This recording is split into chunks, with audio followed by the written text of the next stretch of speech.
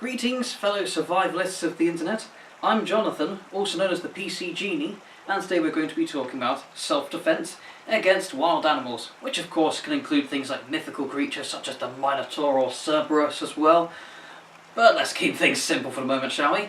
Now firstly, I'm going to be bypassing projectile weapons because there are dedicated hunting and survival channels who can cover things like firearm calibers, types of ammunition, using the right types of arrows and the correct draw weights much better than I can, to be honest, so I shall stick to close combat weapons for these purposes of self-defense.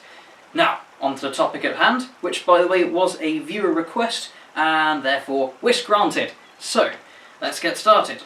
Now, one of the first types of weapons that I would recommend against such strong and tough and fast animals would actually be a simple knife. If you have something like a knife, then that's going to be great. It's something that's easy to carry around. If it's got a good thrusting point, which is important, then of course you can pierce into things like into the brain, heart, other internal organs, or even just get into a major artery. Yes, knives can cut. You could draw cut along certain areas, like again the arteries, behind certain joints and parts like that. But for the most part, with something like a knife, you're not going to be able to get anything hacking done. You're just going to have a slicing cut done, which is okay maybe against a human, but against creatures with a thick and tough hide and padded fur on them as well, I wouldn't really say it's worth the risk of trying to hope that it cuts deep enough. Again, that's why I'd recommend that if you do have a suitable knife and it's legal to carry such, then something like a knife with a very sharp point is going to do you well.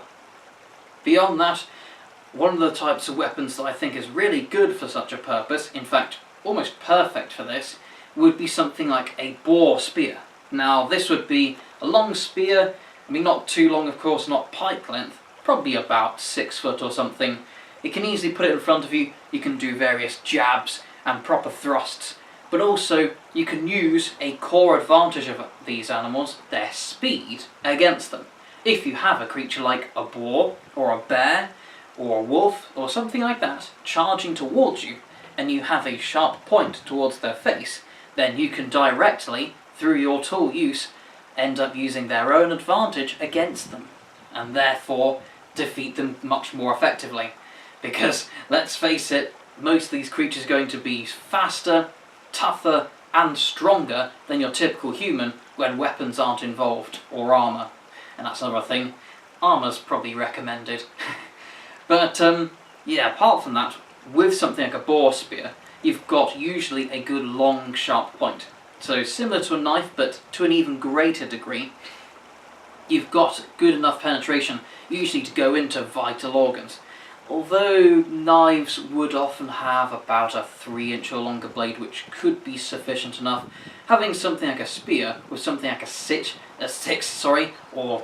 or even 9 or 12-inch blade, I have seen such examples, then you're very likely to puncture into something. And with larger, broader blades as well, you're going to be covering a larger surface area, so that even if you just about missed the heart or the brain, then actually the width of the blade means you'll manage to catch it anyway.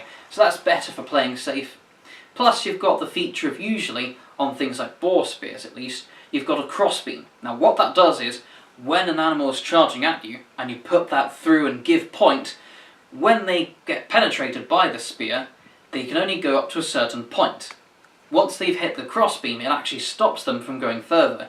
And although it's something that you see occasionally on things like television, it's worth mentioning again that sometimes creatures or humans would be skewered and run through by a weapon, and they'll just keep pushing further and further forward in their aggression and still trying to fight you. So hence you don't want to have a situation where the creature is run through, starts running all the way along, and is actually starting to bite and scratch and claw while they're skewered onto your weapon, which of course is probably stuck in them and you can't really use anymore at the moment. Whereas with that sort of crossbeam, you can make sure to keep them at a safe distance. And that to me sounds very ideal. Beyond that, we have of course got things like swords and machetes, which are very useful.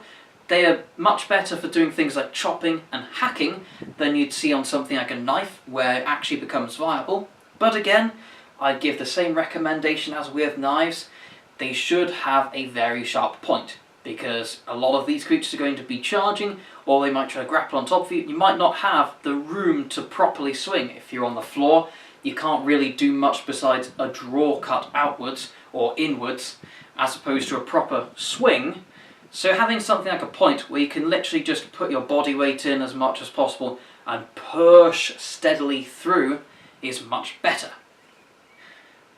Apart from that, I mean, you do see people in certain cultures using blunt instruments, but personally I would not recommend them. Firstly, you're probably just going to be causing a lot more injury and suffering to the creature rather than getting a quick kill. But beyond that, it's not very effective at many ranges. You have to be at sufficient range where you can again swing and hit them.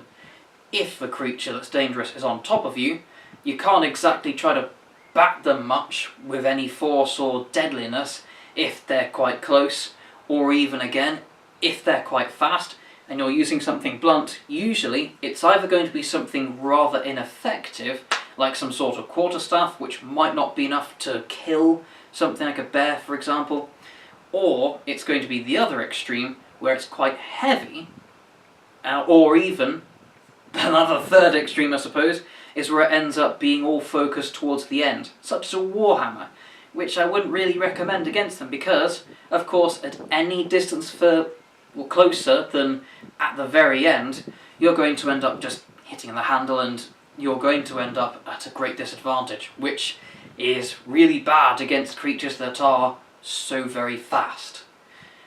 So yeah, that's that for today. I haven't really got any more recommendations. Most such weapons follow along such lines. Again, in summary, thrusting weapons are good, but make sure they're not just going to run completely through to the point where you're still in danger.